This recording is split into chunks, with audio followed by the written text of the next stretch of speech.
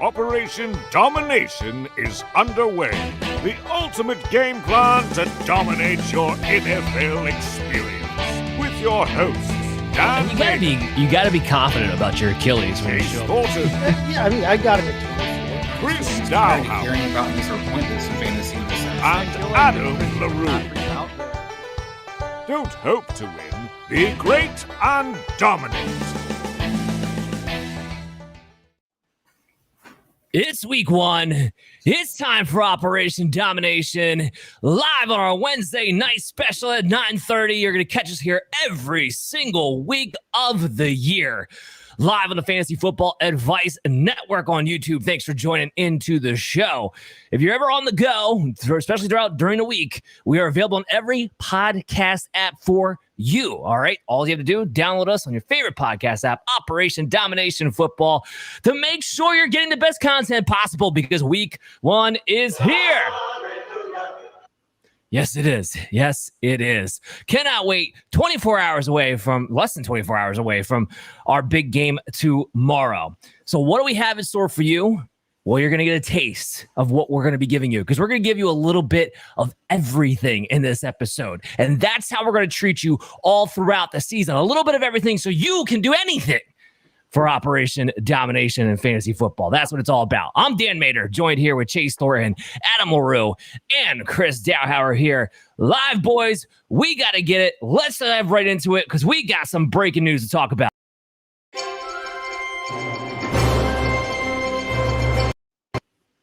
Oh, Jamar Chase returned to practice, and he doesn't officially have a contract. Oh. How about that? What do we make of that? Chris, what do you think? Jamar Chase returns, he comes in. You think he's going to play this Sunday? I mean, he's still listed as questionable. They're still not exactly sure. Even if he does, how confident are you in him this week? Go. Yeah, I wouldn't be super confident. I mean, this looks to all the makings to me right now of reporting. I don't want to get fined, and so I can be there and then see what happens. We've seen something similar kind of happen. You probably went to Adam on this one with Jonathan Taylor happening last year. It has a lot of vibe to that where it's like, we don't want to get rid of you. We're not going to trade you. We're not really sure if we're going to pay you yet. So come on in, but let's see if you actually play. So I'm not super confident about playing Jamar Chase unless he gets a contract signed. I feel like if you drafted him, though, you're going to know if he's going to be active by Sunday, right? That's the whole idea. I feel like if he's active by Sunday and you drafted him, I don't see how you're not going to play him this upcoming week. Well, let's hope he's actually active and available. On the flip side of this, Adam, because I was in a draft with you where you did draft Jamar Chase in the first round, you did so know there was a chance he might not play week 1. Would you not have a backup option already ready to go? Yeah, I think you had to stack a little bit deep at wide receiver, and look, that was a draft where I took a lot of guys who I felt comfortable filling in for that option. Look, I think this is a case of, Cincinnati's going to find a way to pay him. I think they're probably open about that with him, and they're figuring it out, kind of similar to what you're going through with Trent Williams right now. Obviously, it's a fantasy show. But Trent Williams has a contract. He's not the same thing.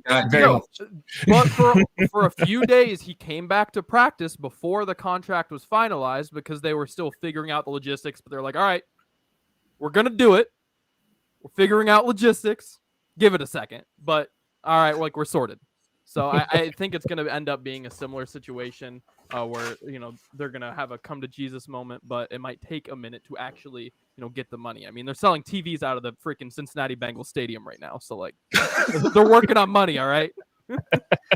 Bring him in the back, push him out the front. There we go. If you're a Cincinnati Bengals fan, you better hope Mike Brown has a come to Jesus moment because this could get real ugly if not. But I do think you're right. Eventually, this contract does get done. Either way, good news to Jamar Chase back at practice.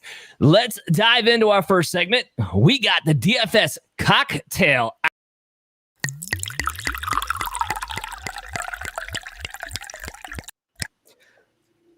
Look at that, baby. I'm thirsty already, Chase. We're walking through, man. We got some DFS and some cocktails we're going to talk about to kick off the show. All right. No, that's right. Now we're going to put together, putting together a good DFS lineup is like putting together a good cocktail. Okay. You got to have the right mix of ingredients. You got to have good balance. You have to have something that you're going to use for your base or your base philosophy there. as it were. So we're going to start with this one off today. We're going to be making a Wisconsin brandy old-fashioned sour. Now, most of you out there here, old-fashioned, you think whiskey. Here in Wisconsin, we like to do it with brandy, okay? And so as the name implies, it's a brandy old-fashioned. The base for this cocktail is going to be brandy. And so the brandy in this DFS cocktail for us this week is going to be the Jacksonville Jaguars offense. We're going to build around them for our DFS this week. Why, you ask? Well, if you take a look at the Vegas lines here, when I looked earlier today on Sharp Football, they had Jacksonville at Miami listed at 49 for an over-under. That's one of the highest totals of the entire week, okay? Now, Miami is a 3.5-point favorite, but what that says to me is if Miami's ahead, Jacksonville's going to have to keep playing offense to catch up and keep passing. Miami, not a great defense. They lost a couple guys from last year. So I like the idea of Jacksonville having to pass to keep up with what we know is a high octane offense on the other side in the Miami Dolphins. So right now on DraftKings, you can get Trevor Lawrence for $6,200. We're going to put him in our quarterback slot, and that's going to be part of our brandy base on that. Okay. So then we want to pair him with at least one of his receivers. I'm going to go with Christian Kirk at 5,500. Christian Kirk's a guy that I've been on all off season in the lead up to the season here. I like his matchup here against the Miami Dolphins secondary. And I like him to go for high target volume, high reception volume here with Lawrence. So that's going to be part of our brandy. Now, I like to also add a third player from them.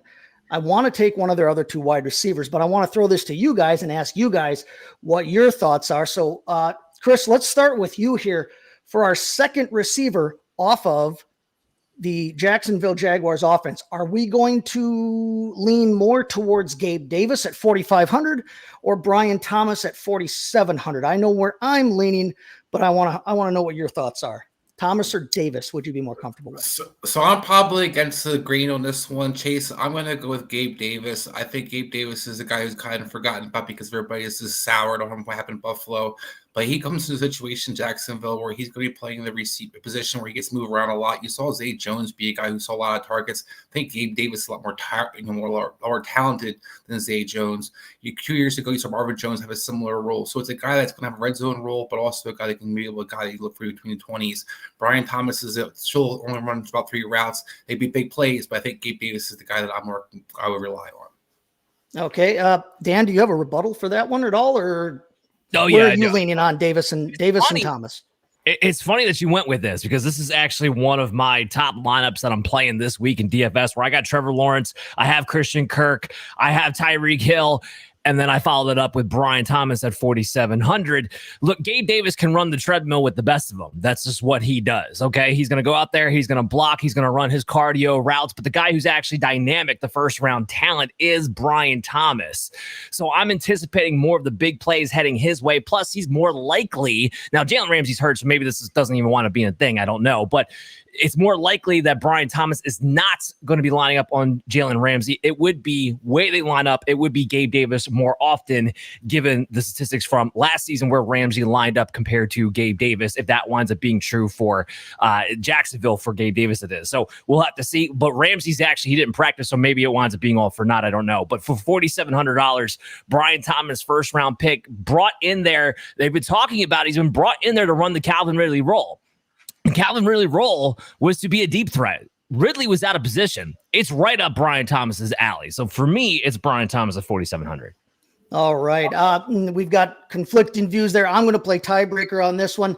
Dan, you make a great point. And I think if we're talking 3-4 weeks from now, I probably agree with you. But week one, I'm going to go with Gabe Davis. I'm going to follow Chris's lead here. Gabe Davis at 4,500 there, just being the veteran here and knowing what's going on. Week one, I know he's new to the offense, just like Brian Thomas is, but he's a veteran in the league. I like him better week one, and it gives us a little bit more flexibility with our build here with $200 extra.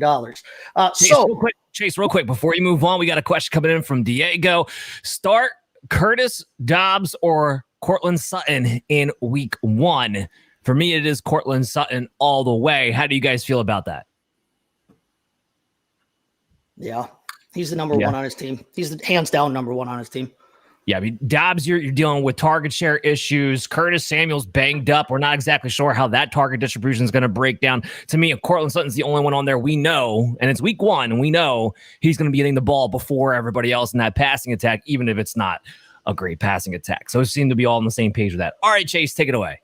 All right, so we've got our base, we've got our brandy, our 3 players from the Jacksonville Jaguars. We're going to add a little bit of a sweetener here. Our sweetener on this deal is going to be Kenneth Walker, running back from the Seattle Seahawks at 6,100 here now.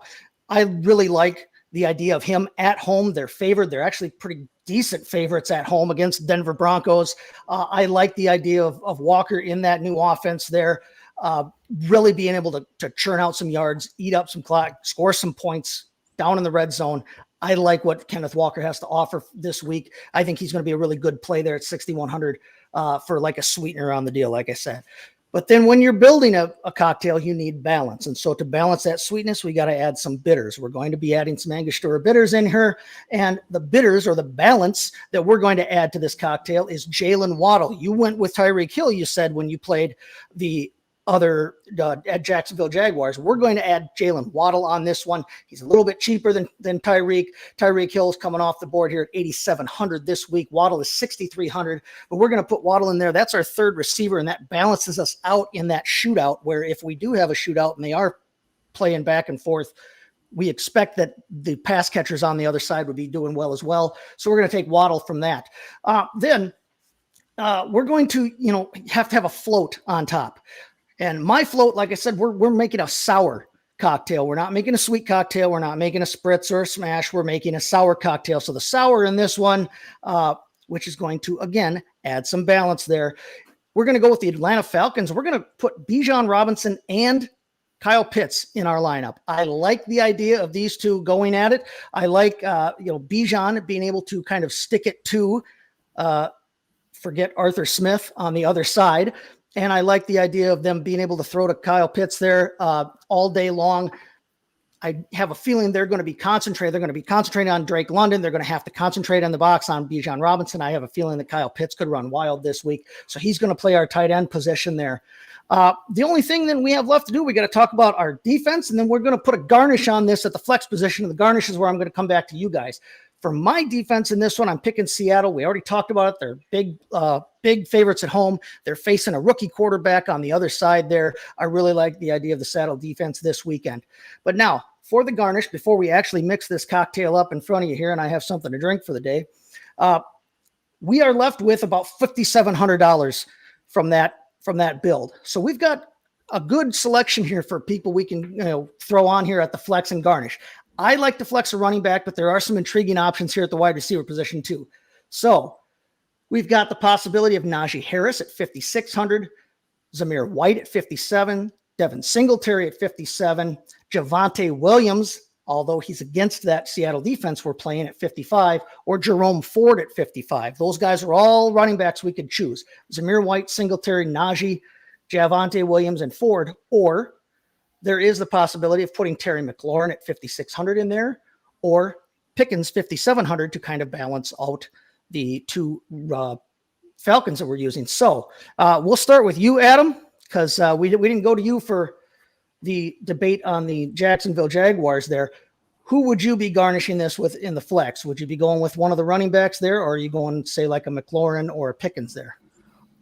I think for me, I want to go Terry McLaurin. I think it's a pretty solid matchup. This isn't a secondary I'm very afraid of. I think Jaden Daniels could very easily hyper target his primary option here. First NFL game, just keep it simple, stupid.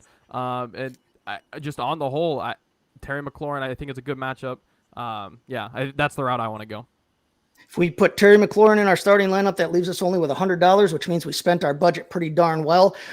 Dan, Chris, either of you have anything you want to say about that garnish? Would you be going a different direction, or do you guys like the idea of Terry McLaurin in that flex spot? I literally have Terry McLaurin in that team that I named, where we have a similar stack going on right now, and I'm gonna have to talk about Terry McLaurin later, so I don't want to get too much into it. No, good choice. Like I said, normally I like to go, if you're playing a cash game, you're playing a 50-50 game, I like to go a little more conservative. I would normally be putting a running back in that position. But with Terry McLaurin and how well I think he's going to play this year and this week specifically as well, I like putting him in there as well. Like I said, that leaves us only $100 left in our budget. So that means we've done it. We can make our actual cocktail now. So to make a Wisconsin brandy old fashioned, we are going to take some orange simple syrup that I have pre-made there. Now, some people will tell you should put a sugar cube in there and mush it up. If you want to do that, that's fine, but you have to kind of grind a little longer. It takes a while for it to actually dissolve, or you've got a gritty cocktail. If that doesn't bother you, put a sugar cube in there. There's that. Some people will tell you should muddle a cherry in there. Don't muddle a cherry in there. It's just going to make a bunch of mush. When you muddle, you're not trying to juice the thing or mulch it. You're just trying to mush it up a little bit. You're trying to express the oils, express the juice a little bit. So there's that. Then we're going to put our ice in there. We're going to pour our brandy. 1, 2, 3. 1, 2, 3. Yes, that's about a 2.5 ounce pour there. I'm from Wisconsin. I pour them heavy. The rest of you got to catch up, okay? So there's our brandy.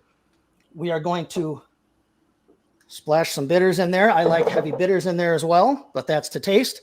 We're going to put our float on top there.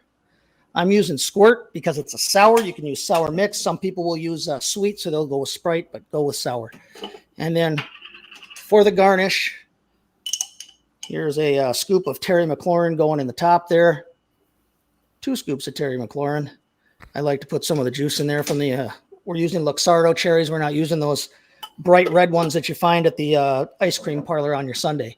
But there we have a Wisconsin brandy old-fashioned sour like you'll find in any of the fine establishments here in the state. And I have something to drink, so the rest of y'all can do what you got to do because I'm going to enjoy this. That's $1 million cocktail right there. Guess what time it is now for?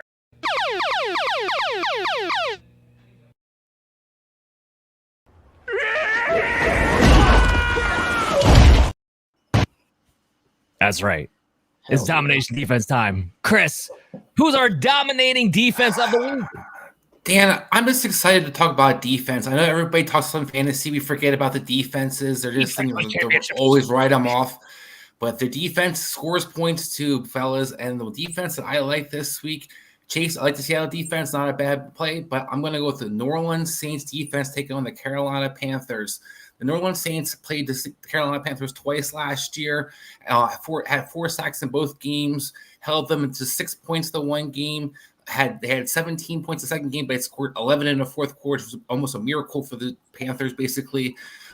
This offense is not going to be that much better yet this year. The Saints defense, it wasn't that great last year and was able to dominate them. And then the year before, they also dominated them. The Saints owned the Panthers in New Orleans. I love New Orleans at home. I love New Orleans defense to dominate this week. Yeah, I'm pretty sure the play last year was to always play any defense playing the Carolina Panthers. We'll see if that changes. I don't know if that's going to change too much. We're going to take a quick break. We come back on the other side. We got offensive observations for you, so stay tuned. We are here. FantasySportsAdvice.com, offering the best fantasy sports social media platform. Why join endless Discord communities or the trolls of Reddit? Fantasy Sports Advice is a community designed to help you win with 24/7 support. Go to FantasySportsAdvice.com and become a pro member for unlimited access. Again, go to FantasySportsAdvice.com today. You find me offensive, I find you offensive for finding me offensive. Oh, man. I can't wait for this, Chris. Who we spouting off at? Well, Dan, we're not just spouting off. We're going to talk about offense because offensive observations isn't always just about spouting off, but I will start off with my spout off to get us started for the segment. So we all got an opportunity to go to the Fantasy Football Expo, and we all shared a room crazily. We all were in that room most of the weekend, but while we were there, we were coming in and out watching some preseason football.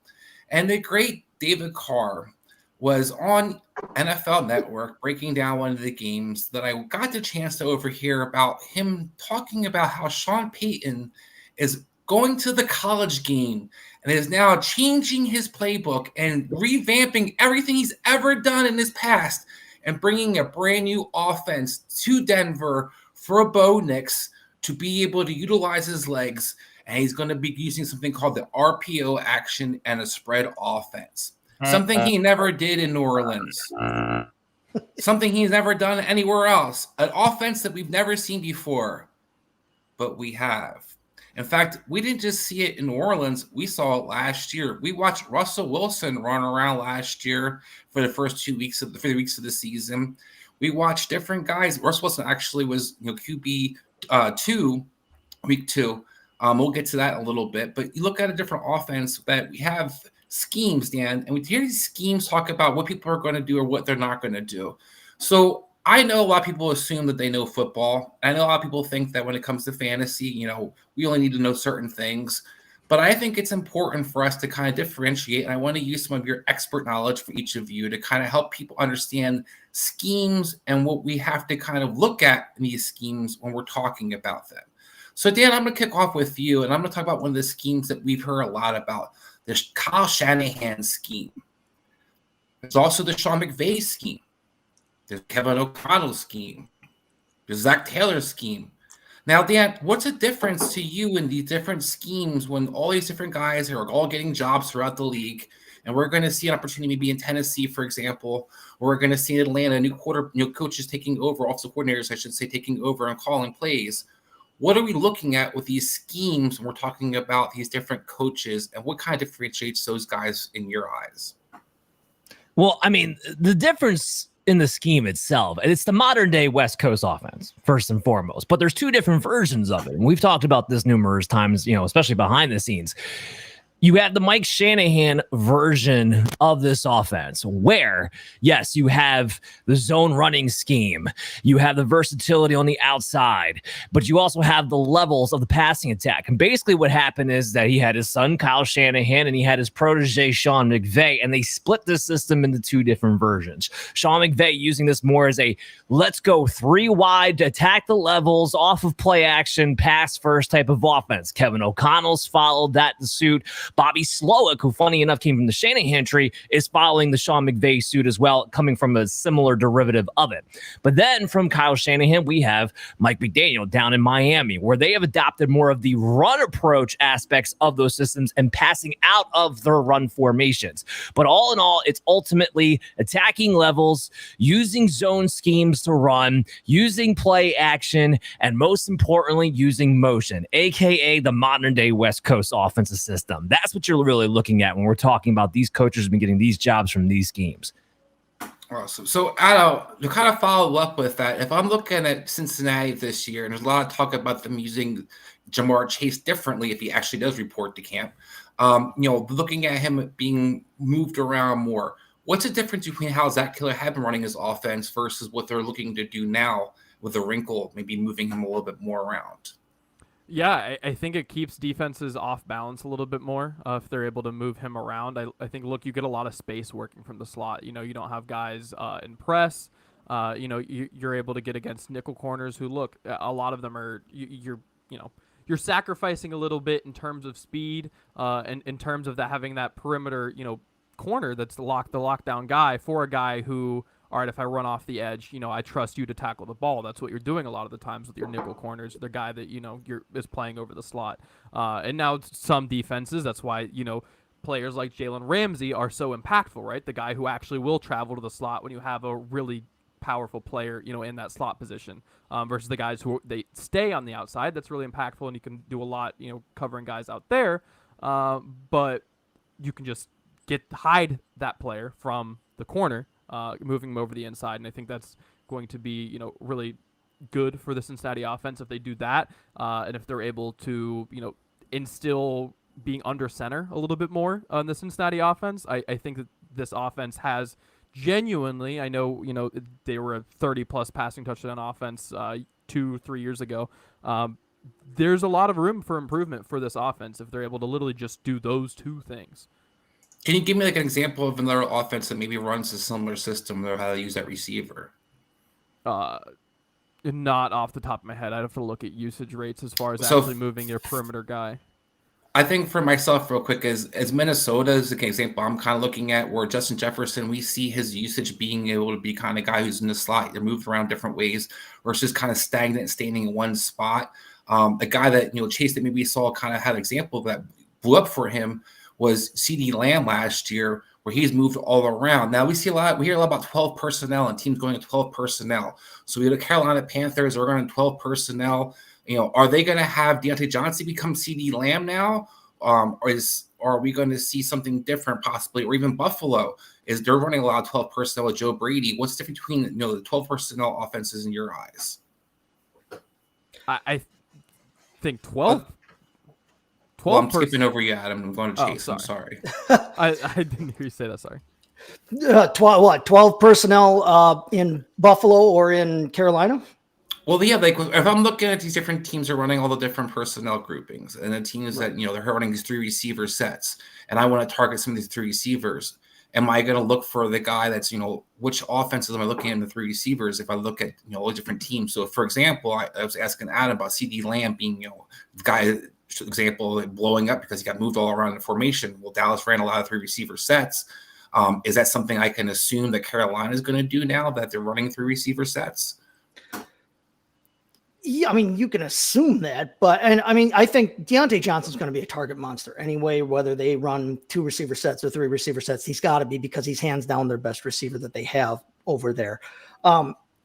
If you're going to try and target, say, 1 receiver on an offense like that or like Buffalo, honestly, I probably want to go a direction more like Carolina and target a Deontay Johnson, because I think that he's going to be the clear guy to eat in that role. We saw that the other receivers on Dallas last year, to bring up your CeeDee Lamb example, they didn't, outside of Jake Ferguson, the rest of them kind of struggled a little bit. We didn't see great years out of any of them, but CeeDee Lamb had a historic season. And I think that Deontay Johnson can't reach those kind of heights partially because he doesn't have Dak Prescott as his quarterback. But, Deontay Johnson is going to be the guy there. And if they do move him around, they do use him like the Cowboys use CeeDee Lamb, that's an offensive guy that I would target all day long, because I think he's going to be able to eat. Whereas over in Buffalo, we don't necessarily know who's going to be the number 1 over there yet. And they've got a couple of guys. They've got Khalil Shakir, who we think should run out of the slot a bit. We think Curtis Samuel should be running out of the slot. Keon Coleman is there, and everybody's excited for him, but we don't really know who's going to be that number 1. We don't really know if these guys are going to be moved around and used in quite the same way. So, if you're looking at targeting an offense like that, I think going in a direction like a Deontay Johnson is a good fit. Okay, so how about you, Dan, real quick? I looked at somebody like Seattle last year. Now, JSN was a slot receiver, and he just didn't really do anything for me that I was hopeful. I was expecting something out of him. What am I looking at differently? Is it something different? And even in Tampa Bay, where Chris Godwin not had a great year, I don't forget the slot receiver was Mike Evans was awesome. Am I looking necessarily for that slot receiver in these offenses, or there could be something different between maybe a Dave Canales offense and maybe a Joe Brady offense?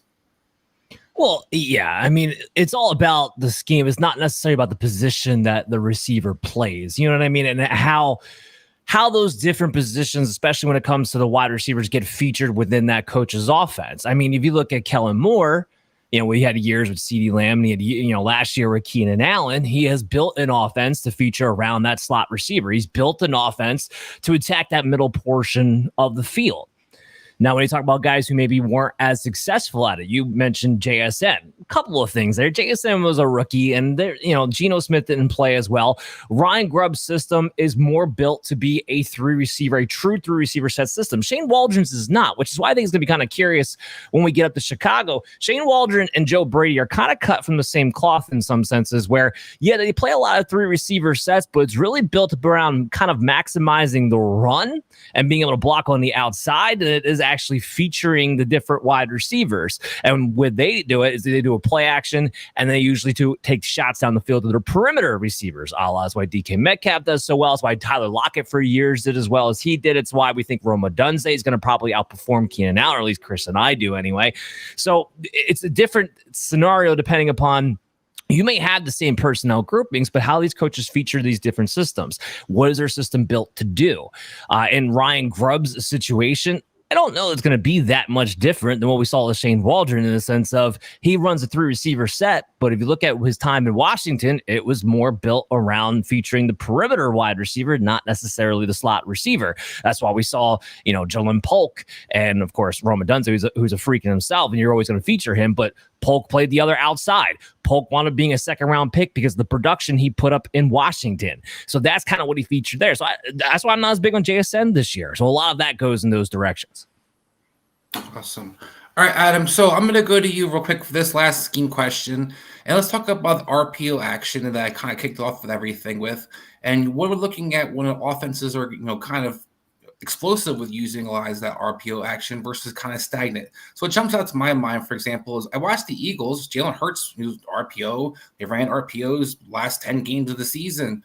The offense got worse and worse and worse, and I watched my fantasy production go down and down.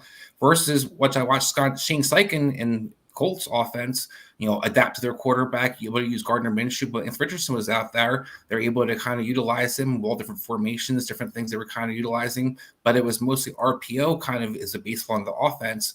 So when it comes to RPO, what are you looking for, Adam, that kind of stands out for you versus, makes a good RPO action versus kind of like, the old Chip Kelly offense where they weren't doing anything?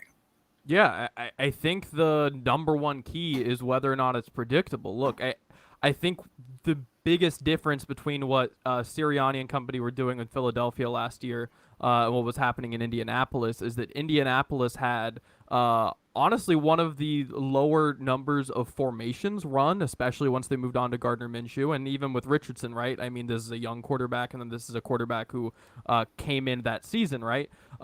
They did a lot of things out of a smaller number of formations, right? There were a ton of route concepts that they could run as far as RPO, as well as obviously having a real rushing threat. And what happened in Philadelphia was, regardless of the formation, they didn't differ their route concepts that they were running with RPO all that often. They were running a lot of the same crap. They might make it look a little bit different, but the actual routes being run were not really that different in the grand scheme of things from a play-to-play basis. And they would get away from the run when things went bad in some of these games, right? So you combine both of those things, it was a lot easier to see that RPO coming versus in Indianapolis where they were sticking with the run and where they were running a lot of different guys would be the primary receiving target on that RPO. We saw a month stretch where Josh Downs was getting like 10 targets a week, and then that went away, and we're back to Pittman. And then suddenly we're throwing to Granson is getting a ton of targets out of nowhere, and then we're back to Pittman again. Versus just, all right, we're going to try to go deep to A.J. Brown. Otherwise, we're going to go to Devonta Smith or my tight end short, and that's all we're going to do all season long. Yeah, so I just think it's variance. It's running it in different ways and keeping teams off guard because the RPO is something that can really devastate a defense when you're catching them off guard. But realistically, if you're sticking to your fundamentals and you expect it to happen, it's not like the hardest thing in the world for a defense to realistically stop. So we're going a little extra here, so I want to kind of wrap it up with this last kind of points. So, you guys did an awesome job breaking down the scheme, and it's something I'm going to continue to kind of go throughout the rest of the season, whether it's good or positive or negative, that we think things that jump out to us that we kind of want to take to you, help you understand what you're seeing on, on Sunday, or now we have Thursday, Friday, Saturday, Sunday, Monday. So we get to keep kind of taking it in and kind of how we're going to apply it to the fantasy. But the two tips I want to kind of leave you with is real quick is number one, remember, fantasy football, week 1, week 2, it's going to be crazy. We're all experts. Dan and Chase are going to do their projections. They're going to have these awesome numbers they've been cranking up all summer long. They're going to be all ready to go week 1, roll them out there. And just to remind you guys, some of the things that we got to witness last year for week 1, just because it's football and you think you know it until you don't. Remember Matt Jones, guys? Matt Jones was QB2 week 1 last year. Where's Matt Jones? But he was QB2. He's still QB2. Now he's QB2 in Jacksonville. And week 2's QB1, our favorite kicking boy, Daniel Jones. Danny Dimes had returned with 31 points. My boy. And we also had a guy who was looking really good week 1 in running back position. Austin Eckler was back. He was tied Christian McCaffrey at 24.4 points after week 1. Tony Pollard had over 20 points, who we all now want to kick to the curb and we all hate for some reason other than some of us on this show. And some of our receivers who finished 3 and 4 that week were Jacoby Myers and Kendrick Bourne. So just to remind you guys, fantasy football, week 1, week 2, don't assume, don't overreact to anything that you guys are going to see. part of the reason I want you guys to understand scheme and know how things different apply, because people are going to throw all kinds of information at you after week 1, week 2, every week. And we want to be able to kind of cipher through the BS and be able to know what we want to know. So what I leave you guys with that final thing is don't overlook things, but don't overreact. 1000%, Chris. Absolutely. And when we talk about finding the edges, it's not about just, oh, this player X has a great matchup because this team has a bunch of, points given up to wide receivers or points given up to running. No, we're looking for schemes, how these teams are utilized, how the personnel groupings are utilized. You're looking for the edges. That's what you're looking for. Now, I know it's week 1, and I know everyone's in redraft league and, wanting to get their best balls out and seeing how everything's going to go.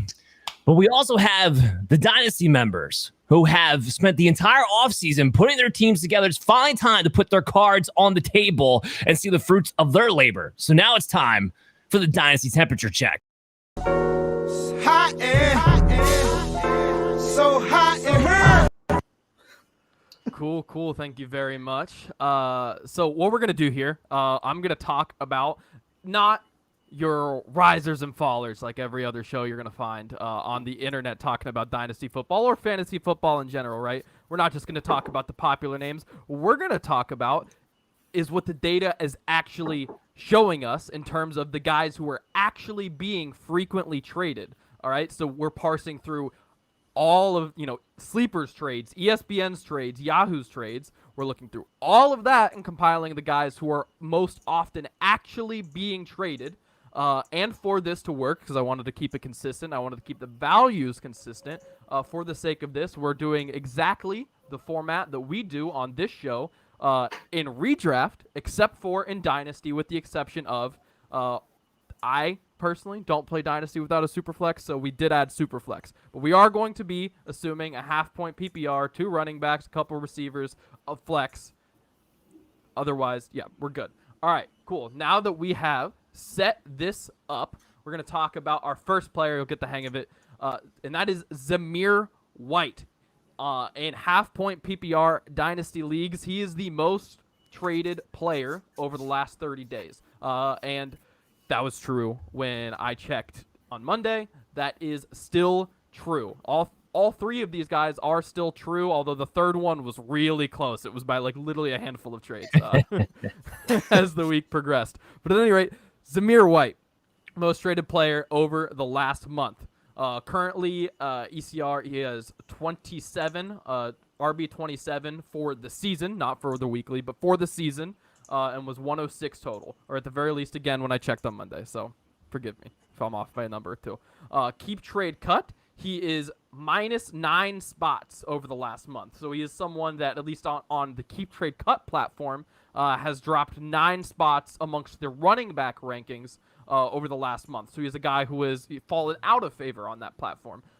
Recent trades for Zamir White in the Dynasty landscape include, and I picked through some ones that were interesting on both up and below, guys, where I was like, wow, that's a lot for Zamir White, and wow, that's pretty cheap for Zamir White. A 2025 second-round pick, a 2025 third-round pick, Zamir White for Keon Coleman, Zamir White for Patrick Freiermuth, Zamir White for Najee Harris, and Zamir White for Baker Mayfield. And again, this is in a Superflex Dynasty half-point PPR league. Those are all real, genuine, one-for-one trades that have been made in leagues over the last month. Context around Zamir White, he is on the most recent Raiders depth chart, going to be the starting running back for the Las Vegas Raiders, and I almost slipped up there as far as the location for the Raiders, but nonetheless, a lot of the question marks, a lot of the context around him is he that, I've used this example before, but the Mike Davis of this year, right? Is he the guy where opportunity outweighs maybe talent, or is he genuinely earning the share of the offense that he is going to get? Because when you see those Mike Davis guys, sometimes, okay, I'm getting my 13 carries, but I don't get in the end zone, and I don't do enough to actually get you points, and you keep me in your lineup because you're like, I got 13 carries last week, but it's not amounting to anything, right? Or is he a guy that's actually going to get you value on the field? I think that's the question that a lot of fantasy managers are wrestling with right now. And I want to kick it to you guys. I've told you some recent trades. I've told you the context behind Zamir White. I'll finish it up. All four of us are going to speak on it, but just real quick, are you interested, going out of your way to buy Zamir White? Are you hearing out offers on him? Like, you're not against, getting a share of Zamir White, but you're not, outright looking for him? Or are you just declining things that are, Zamir White at market value if offered to you? And we'll start, Dan. Yo, I'm hearing out. Look, as far as the trades that you listed, the only ones I'm not doing it for will be the 3rd round pick, Baker Mayfield and Pat Freiermuth. But I would jump at the heartbeat for a 2nd round pick for Keon Coleman, for Najee Harris. And I think one of the reasons why he's been slipping down the past month is because people are starting to realize, you know what, Zamir White, you know what he doesn't do? He doesn't catch the ball. All right, this is why I've been on Dylan Luabe as much as I have been. That's not what he does. We have a 4-game sample size of him getting 20 carries, and yes, he performed well during that time frame, but this is not a good offense, and he does not receive the football. It usually doesn't spell well long-term for Dynasty. So, yes, I am definitely looking to trade Zamir White. Chase, where are you at? Yeah, I'm listening to offers. I'm not going out of my way to buy him, but I'm not necessarily tossing him, out there to the Wolves either. I had to double check on my 20 Dynasty teams here. I only have him on 2 rosters here, and the 2 rosters that I have him on are ones where I'm kind of rebuilding a little bit. So I'm just kind of, he's a guy that I could have had, that I got to keep for cheap and could keep around. He is only 24. He's 24, which isn't young for a running back, but touches wise, he's young for a running back because he hasn't had a ton so far. He doesn't catch the football, or he hasn't to this point. But over those last 4 games last season, he did get 13 targets over those 4 games. So, I mean, starting to maybe get looked at a little bit more than he had in the past. He only had 5 targets up until week 14. And then those last 4 weeks, like I said, then once he cracked the starting lineup, they did look his way. I think he can do that, whether or not they allow him to do that with Amir Abdullah still in the mix, with Dylan Laube still coming on, like you said. Is something to be, seen yet. I will listen to offers for him, though. Zamir White for Najee Harris just seems like a nonsensical trade to me. It's like, this isn't real life. It's not like a change of scenery is going to do anybody any good. It's kind of a blah trade. Doing position for position straight up like that doesn't do anything for me. But I would listen to offers on him. I'm not actively searching him out unless, like I said, if he's going to come back as part of a trade. And I'm a rebuilding team. He's young enough. I can take him back in kind, as part of a trade possibly, but I'll listen to offers. And Chris, where are we at? Well, Chase forgot about Alexander Madison too, but no, there's a reason for that. I look at our situation. Look, he can be very effective in this offense. I think they're going to commit to him. He's more talented than Mike Davis. A guy I think that you see more comparison from my eyes is what you saw Deontay Foreman do for Chicago Bears last year with Dugetzi as the offensive coordinator. Foreman had a little stretch where he got to be the bell cow and looked pretty effective doing so. But what I wouldn't do, Adam, is I'm not going to overpay for him. So some of those deals that, as Dan alluded to, the Keon Coleman, the 2nd rounders, I'm definitely pulling that trade all day, every day. But I also see that, according to you, he's a guy who's moving down. I think he's a polarizing player. And to Dan's point of him not being a pass catcher, this is a time that I'm taking advantage of people where they hate the non-pass catchers because they're not PPR machines. So we're just going to shit on them as much as we possibly can and keep pushing him down the board, pushing him down the board, pushing him down the board. So if it's a guy I can get for a sweet value, that a guy I think is going to be the bell cow back for most of the season. He reminds me more of a Damian Pierce. So if you like Damian Pierce, at least take a shot. I'm not a Damian Pierce guy, but I think that you look at an offense that's going to be a run-first offense, and that's what he can be effective at. Zamir White is not Jonathan Taylor, but remember, Jonathan Taylor couldn't catch the ball either. Nobody thought that he could out of college because they didn't throw to the flipping running back in Wisconsin. So just because he hasn't caught yet doesn't mean he necessarily can't. But they do have 2 pass-catching running backs on the roster that complicate things. Yeah, that's the caveat right there. Thank you for that. Go ahead. Yeah, totally.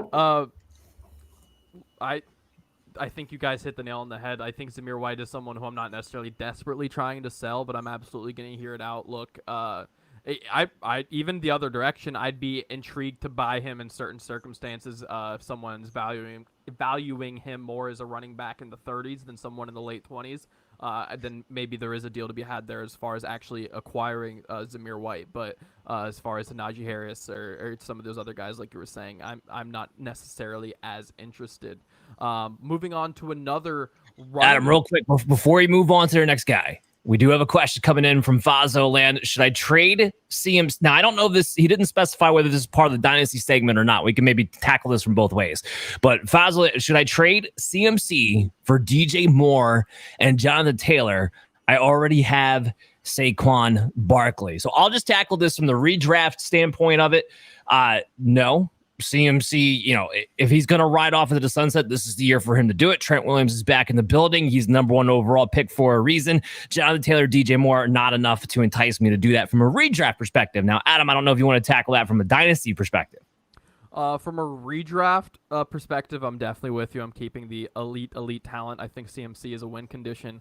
And honestly, I think the value would be fine in Dynasty, but for me, if I already have Saquon and CMC, that feels like a hell of a running back duo, and I feel like I'm already competing for a championship. So I'm just going to go try to win right now rather than worrying about what's down the road, unless my wide receiver room is completely toasted, and then maybe I have some DJ Moore conversation, because I do really love DJ Moore. If you've been listening for the last couple weeks, you know that. We got one more coming in from George Play. A redraft 12-team non-PPR. I have Murray and Cousins. Should I drop Cousins for Ray Davis or Jordan Mason? Chris, you want to tackle that one?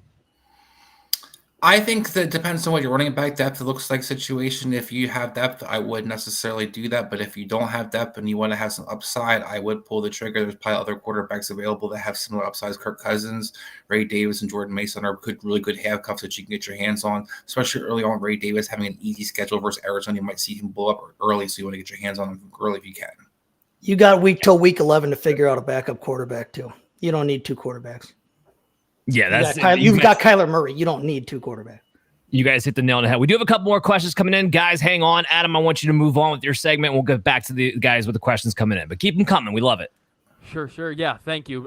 Please do, keep interacting with us. We love to have comments and talk to you guys on the show. So my next running back, the next most traded player, and again, that has held true throughout the week. So second most traded player within half-point PPR Superflex dynasties over the last month is Cleveland running back Jerome Ford.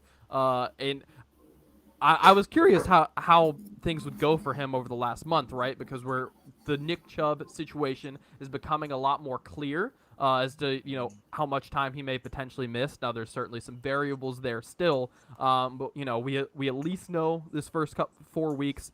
We at least know that it's going to be a slow process for him. Things of that nature.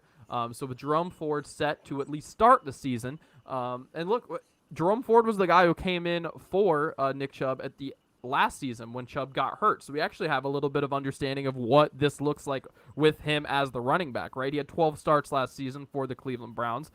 He had 200 carries, 800 yards, 4 touchdowns. And look, he was a solid fill-in running back for you in some situations. He is a guy who was currently the running back 41 in the ECR, at least again what was as of Monday, and player overall 151 on Keep Trade Cut. And you see kind of the ramifications of learning a little bit more about Nick Chubb. I think some people were getting excited over the offseason, just falling in love with the name of Nick Chubb, not necessarily, knowing exactly what our timetables were going to look like for this upcoming season. There were definitely reports early in the summer. Nick Chubb could be back week 1, and that could was holding a lot of weight, right? Because we all knew that was incredibly unlikely. But people might have gotten a little too optimistic with Nick Chubb, so you're seeing the market correct a little bit with Jerome Ford. So he has moved up 4 spots on Keep Trade Cut over the last month, and some recent trades. So he's valued, 14 spots less than Zamir White. The trades, at least as far as draft picks, aren't incredibly dissimilar, which is interesting. So we've seen a 2026 as opposed to the 2025, a 2026 second-round pick for Jerome Ford. We've seen a 2025 third-round pick for Jerome Ford. We've seen Marquise Hollywood Brown go for Jerome Ford. We've seen Aaron Rodgers for Ford. We've seen Luke McCaffrey, and we've seen Jake Ferguson for Jerome Ford. So again, Jerome Ford is someone who we're going to see start for at least the first month of the season. And he's performed all right as the Cleveland starter before. He wasn't especially dominant from a fantasy perspective, but a 4 yards per carry runner who can be trusted. He can catch a little bit. He can run okay. There's nothing game breaking with him. But we know he's the guy, and we've seen some of the competition behind him kind of take a step back, and that it is going to be him at least as the starter. So again, and we'll start with you, Chris. Is he someone you're buying? Is he someone you're hearing out, or is this a guy that you're completely out on? Well, it's not a guy I'm completely out on. I like Jerome Ford's talent. Is a guy that I would definitely, but is a guy that I will listen to offers on.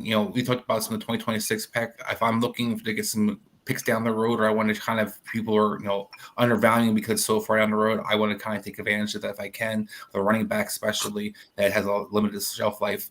But I will shop around at him too to see if I can get him on cheap, because he is somebody who I think is going to be around most of the season, if not the entire season. Look, Nick Chubb will come back and be healthy. You still think Jerome Ford is going to be mixed in there, because we can't expect Nick Chubb to come out there and get 30 carries off the bat or be a bell cow back. So we get to see that kind of remains. Jerome Ford is a guy that they seem to kind of prioritize. I'm not worried about Pierre Strong. I'm not worried about Deontay Foreman. So it's a guy that I would try to get my hands on, but I'm not paying too much necessarily to get my hands on him. And Chase? Oh, I'm buying the hell out of Jerome Ford. He's a guy that I have on a full quarter of my dynasty teams here. He's a guy that I had been targeting for the last year or two here, knowing that Chubb would be approaching. Well, I'll keep talking to you guys anyway. Knowing that Nick Chubb was going to be approaching that running back threshold here. Nick Chubb is 28 years old, and he's coming off his 87th catastrophic leg injury of his life. Jerome Ford, 24 years old, like you said, wasn't spectacular. He didn't shatter the ceiling there last year when he took over for Chubb, but he was the guy they went to. They felt comfortable enough that they're going to make him the starter again this year while Chubb is out. It's a team that wants to run the ball. I know they paid Deshaun Watson more money than any human being should ever be paid in their lifetime. But this team that wants to run the football, and when they run the football, they're going to hand it to Jerome Ford. We've talked about previously on this show that we don't necessarily think Ford goes away even when Chubb does come back. Now, I love Chubb late season, but I agree that I think Ford continues to have a role all season. And Nick Chubb's future is in doubt in Cleveland, not just because of the injury, but because of his age here. So Jerome Ford is a guy in Dynasty that I am happy to get my hands on for the right price. I am not going to overpay for him, but if somebody wants me to give a second round pick 2 years away for a guy that could be the starter on a good offense here in Cleveland, I'll make that trade. We tend to overvalue picks, I think, in the Dynasty. Outside of the first round, we tend to overvalue picks in the Dynasty world, and I'm happy to give that up for a quantity like Jerome Ford that I know on a good offense. Cool. And on to Dan. Yeah, I'm Chase. You said it.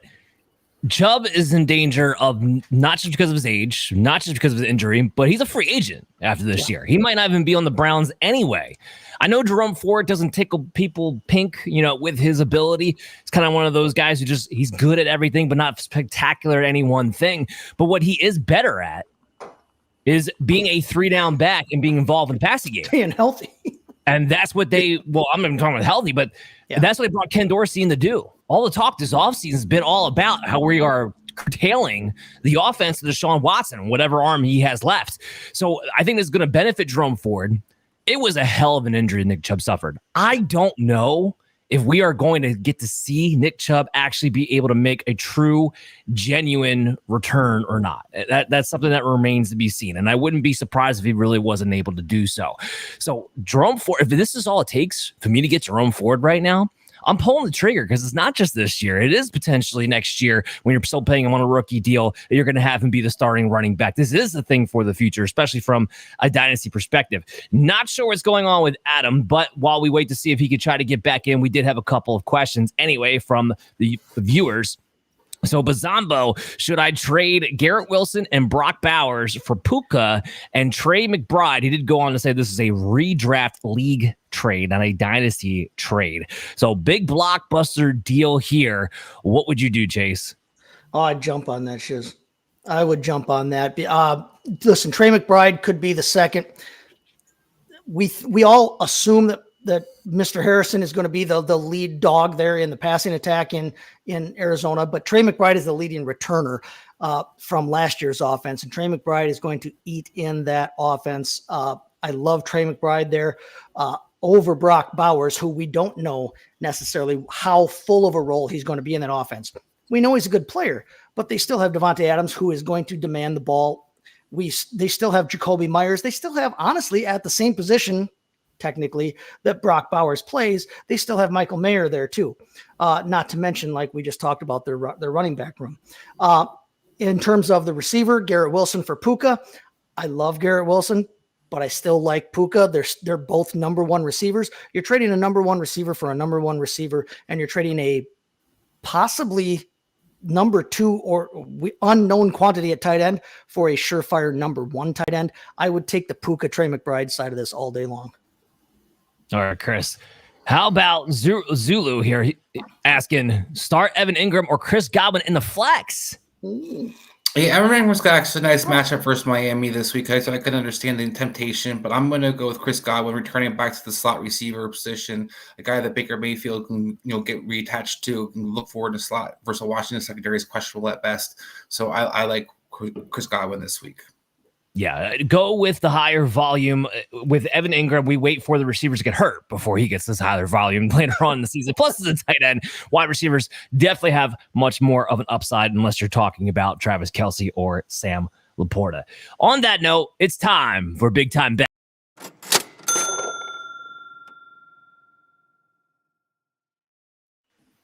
All right, I got some bets for you guys. Got some player props to kick this thing off, and I decided to load up my 3 players I wanted to give to you for the next 2 games, Thursday night and Friday night, because I'm just too excited. I had to look into the first games of the week.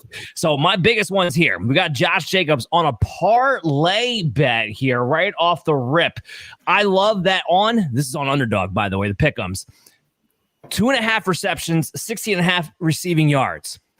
Marshawn Lloyd, don't know if he's going to play. Don't think he's going to play. Even if he does play, how effective is he going to be after he missed weeks and weeks of practice with a hamstring injury? In fact, Josh Jacobs is the only running back on the depth chart of the Packers right now who's not injured at the moment. I think Josh Jacobs is going to get his fair share of catches. I'm taking a same game parlay of over 2.5 receptions and 16.5 receiving yards. On the flip side, we got Patrick Mahomes. He's playing tomorrow night. His line is at 1.5 passing touchdowns against the Ravens.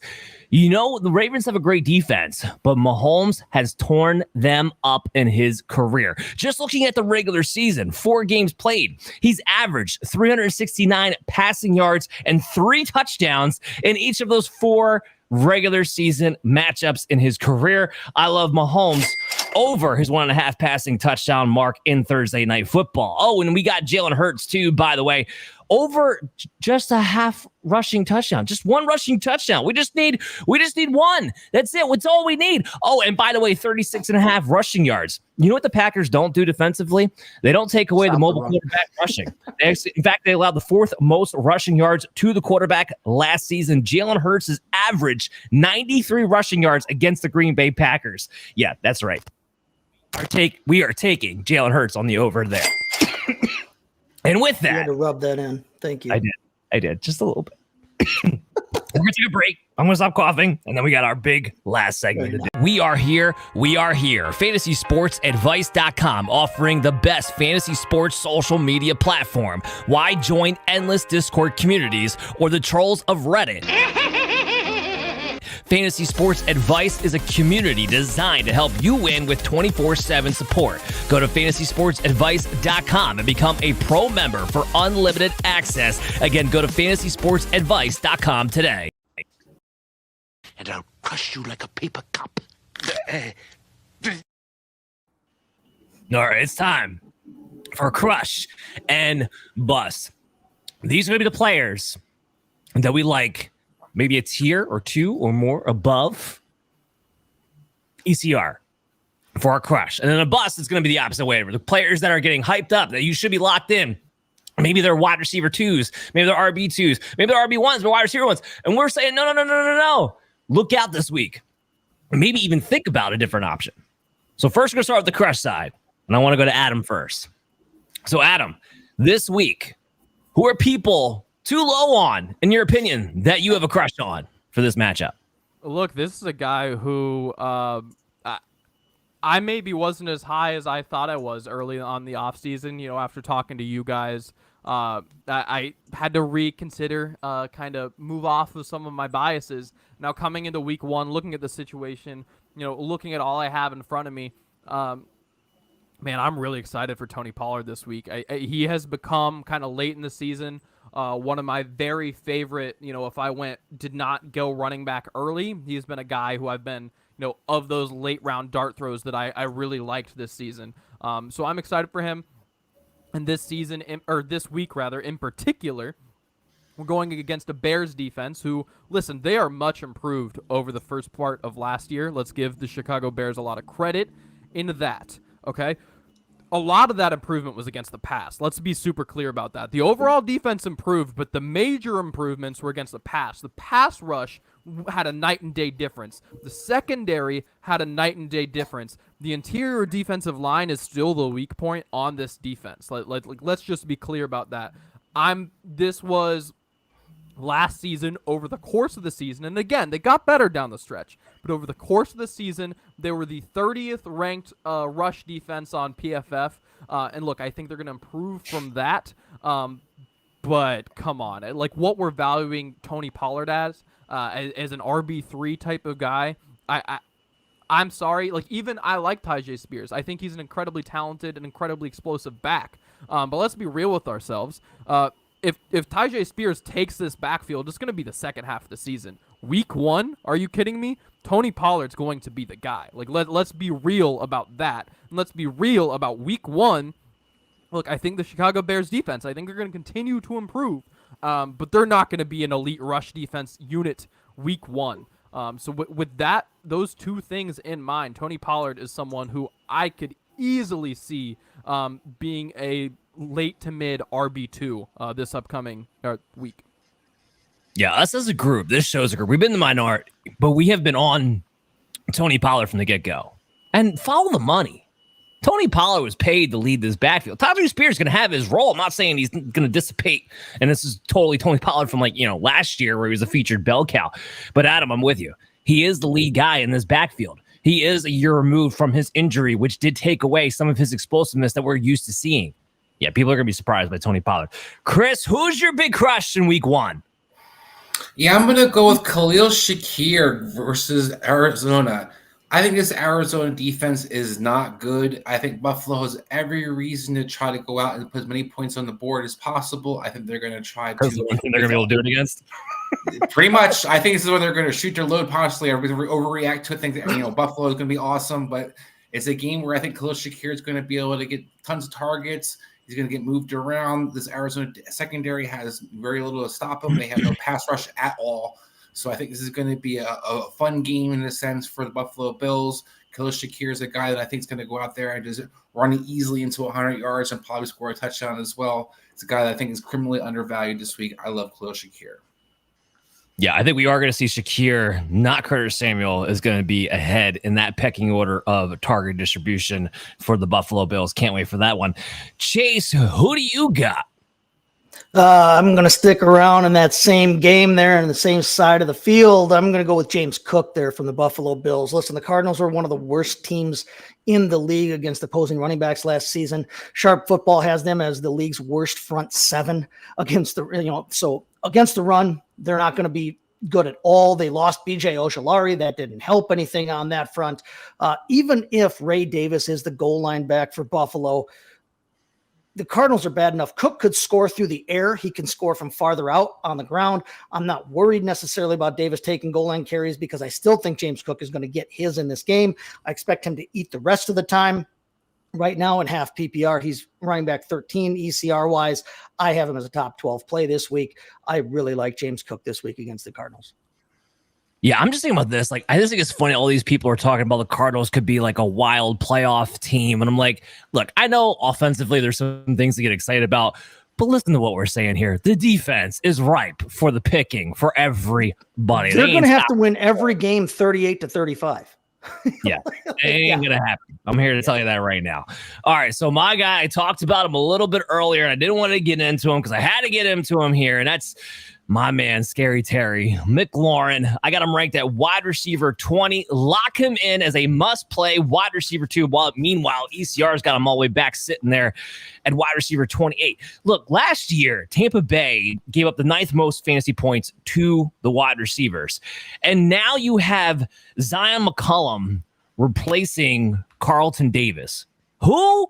Yeah, thank you. Like, exactly. Look, you're going to be able to pass on the Tampa Bay Buccaneers all you want to this year. In fact, PFF has this wide receiver cornerback matchup graded at a 66.4, which is well above average for wide receivers. Now, on top of it, you look at Terry McLaurin, who I know he hasn't played a game yet, but Jaden Daniels, the best quarterback Terry McLaurin has ever had at his disposal, period. Number one, had a 23% target share last season. I expect that to get a boost. Jahan Dotson got shipped off. We don't know between, Diami Brown, Alameda Zaccheaus, Luke McCaffrey, who's a later round rookie. Who the hell else is catching the ball? All right, it's going to be Jaden Daniels getting locked in to Scary Terry, who can actually throw the deep ball. Finally, Terry McLaurin can open it up down the field. I'm locking him in as a wide receiver 2. You must play this week against Tampa Bay. Now, with that, on the flip side here, we got busts. Who do we want to stay away from? That maybe everybody else will start looking to play in their lineups, or at least think about a different option. Adam, back to you. What do you got? And look, it pains me to say it because this is a player who I love and a guy who, look, in Dynasty, I love this guy, but Brandon Ayuk, week 1, redraft. I'm sorry. He's in ECR, latest ECR, half-point PPR. He's wide receiver 25, so highest end wide receiver 3, but flirting with wide receiver 2. I'm sorry. I have him as a low-end wide receiver 2. It's someone who, like, look, if I am particularly stacked at wide receiver, I would consider pushing down. I love him, but the matchup is not one that I necessarily want to go after. Of the starting wide receivers for the 49ers, Debo certainly plays at 10% higher in the slot. Ayuk is out wide 75% of the time. Ayuk he's going to be the perimeter wide receiver. That means Sauce Gardner is going to be seeing a lot of Brandon Ayuk. And, I'm sorry. We have 2 practices from Brandon Ayuk this season. This season, we have 2 practices. But he has a left tackle. Look, he has a left tackle, and that's fantastic. And he has Christian McCaffrey. But look, that's just not where I want to be attacking the Jets in general. I think in general, this would be a poor matchup for him. And that's ignoring, once again, he has to go against Sauce Gardner. And look, I'm sure he's been practicing up against some great, XFL corners on that press release. He's not ready for Sauce Gardner in press week 1. He's not ready for those hand fights. I'm sorry. He's just not. That's just the reality. He hasn't been getting warm-ups against real NFL cornerbacks like that. That's the reality of the situation. He may even be in great shape, but it's super technical out there and against a really, really good cornerback on the outside who's been iron sharpening iron, going against Garrett Wilson all offseason long. I'm sorry. I love Ayuk. I hope by a month from now I'm not worried about this, but week 1, I absolutely am. Adam, Chris, that rant gave you a run for your money, Chris. That was. Oh, he's on it. He should have off-season observations. Well, Adam, I'll do you one better. I got Brandon Ayuk down at wide receiver 30 for this week. So, he's purely like a flex play if you don't have a better option, in my opinion. So, I'm right there with you. Chris, you got a surprising one for this week. He is a player that I like and I've been advocating for most of the summer because people have been down on him, but I think this is a guy that I do not trust week 1. That's DeAndre Swift. Taking on a Tennessee defense, I think it's improved, but one thing I'm just going to highlight is they don't necessarily improve versus a run because they were fantastic versus a run. Tennessee's a team that's going to be able to dominate the line of scrimmage. Jonathan Simmons. They brought in the kid Sweat this year. They have good linebackers they've added. I think this team's going to have a really hard time. Chicago's going to have a really hard time trying to run the ball, establish the run, especially if they're, Shane Waldron doesn't realize that you can't run the ball up the middle, which he tried to do a lot in Seattle. He's got to realize to run off tackle. So this is not a good matchup for Tennessee. For DeAndre Swift versus Tennessee. I like DeAndre Swift going for the rest of the season, just not week 1. Okay. Yeah, Tennessee, the run defense is real. I'm with you on that one. The run defense is going to be real this year. They got some big bodies up front. Chase, spicy. Chase has got a spicy one for his bus this week. All right. So now listen, I realize that if you drafted Jahmyr Gibbs as you drafted him as your running back 1, in all likelihood, unless you went crazy running back round 1 and round 2 and got lucky. But Jahmyr Gibbs is a guy I think you need to temper your expectations for in this opening week. And here's why. Now, this Rams defense that he's going against here, that is a bold statement. But on this Rams defense that he's going to face on Sunday night, they may be absolutely abysmal this year. They were not great last year. They're not going to be good this year. But I worry because of that, the Lions with their high-powered offense, holy cow, that's not a bad observation there. I worry that the Lions might jump out to a big enough lead that they might be in clock killer mode for a pretty good portion of this game. And if that's the case, I think it limits Gibbs' upside. Now, we know that, no, he can run between the tackles and everything. What they're going to do is they're going to run the ball more often with Montgomery in those kinds of situations. They're going to use Gibbs more as a playmaker. So I don't think that favors Gibbs' upside in this game. You're still playing him. You drafted him to play him. You're not going to not play him, but you need to temper your expectations. So you may need to look elsewhere in your lineup to help make up the points that I don't think you're going to get from him at that running back 1 level. He's not a top 10 play for me this week. So, like I said, you're going to start him. You should start him. Temper your expectations. Look elsewhere in your lineup to make up some of those points there. I mean, Montgomery's going to be a thorn in Jahmyr Gibbs' side, especially inside the 5. They're a thorn in each other's side. I mean, if either one of them misses any time, the other one skyrockets to the moon. But yeah. But the Rams defense stinks. And this is a game that I expect to be very, very high scoring. So I don't know. That's a little spicy for me as far as Jahmyr Gibbs not having the ceiling in that one. But okay, Chase, making the argument there. For me, my bust this week is DJ Moore. Okay. ECR's got him locked in as wide receiver 19. So they're telling you he's a locked in top 20 must play wide receiver. And frankly, I got him at wide receiver 26. Is he most likely making my lineup at wide receiver 26? Yes, but it might be more as a flex play. It might be more of a question mark depending upon what options I have available to me. Talking about the Titans defense, Chris, because you talked about DeAndre Swift.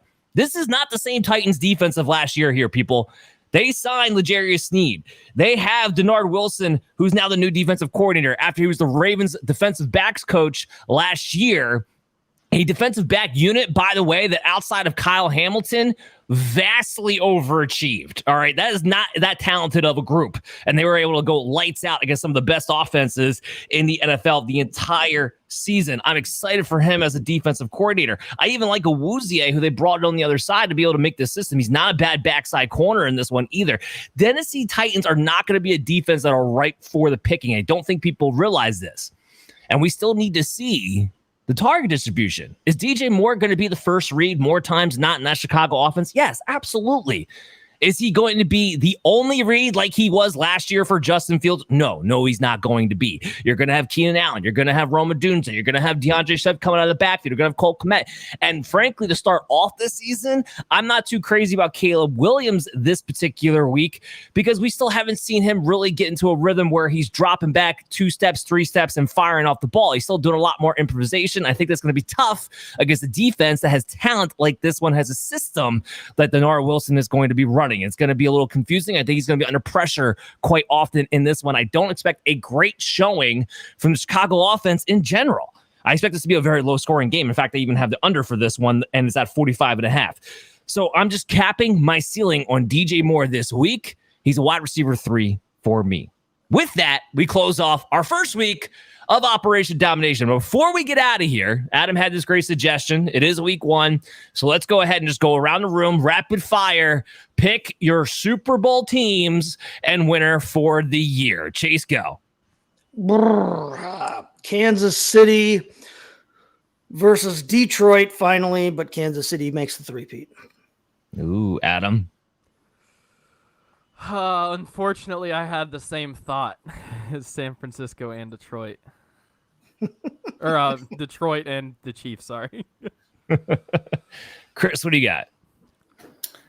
I said off season, if you give Patrick Mahomes, Marquise Brown, like the Chiefs are going to win it all, but everybody's been picking Kansas City. So I'm going to just switch it up and I'm going to go Baltimore versus the Eagles. Ooh, Baltimore versus. Guys, the best roster in football is San Francisco. San Francisco is going back to the Super Bowl. Just FYI, just so everybody knows. But they are not going to be facing the Kansas City Chiefs. They're going to be facing the Houston Texans. I love what they did in the offseason. That defense is going to be better than people realize. They have the trio of weapons and Joe Mixon and CJ Stroud going to the second year. I have Texans in San Francisco. And because it's not Patrick Mahomes, San Francisco finally wins. Okay, and on that, hey, the internet is forever, Dan. That's out there. Goodbye. See you guys next week. Make sure you follow Operation Domination on the Fantasy Football Advice Network on YouTube and follow us on your favorite podcast app. Make sure you sign up for the Fantasy Sports Vice platform because it's 24/7 fantasy football community. Let's go, baby. We'll see you next week. Hey there, I want to thank you for watching Operation Domination today. And if you're enjoying the show, there are some ways you can help support us. You can go to podchaser.com/Operation Domination and leave us a 5-star review. And you can do this on any podcast platform or on our YouTube page when you go to @FF Advice Network. This completely helps out the show be able to grow, and also leave us comments to let us know how we can curtail the show to you, because you are the most important member of the show. So again, go to podchaser.com/Operation Domination to leave a 5-star review and leave a comment wherever you listen or watch the show, and we'll help better serve you.